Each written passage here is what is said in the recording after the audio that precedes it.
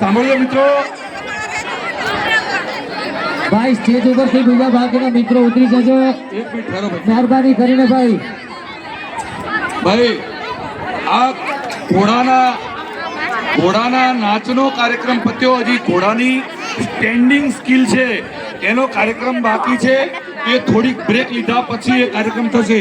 એ દરમિયાનમાં 5 મિનિટ માટે ઊંટની સ્કિલ જે છે એ બતાવે છે અને એના પછી એક અમારી સમિતિ વતી અને બધા લોકોના વતી વિનંતી એવી છે કે જે કોઈ બહેનોને દીકરીઓને બધી અડધો કલાક પીરિયડ છે એ દરમિયાન અમે ભાઈ થોડા દૂર રહેજો ને. જી હા, મગનલાલનો ઊંટ, મગનભાઈનો ઊંટ એનું કલા પ્રદર્શન બતાવશે.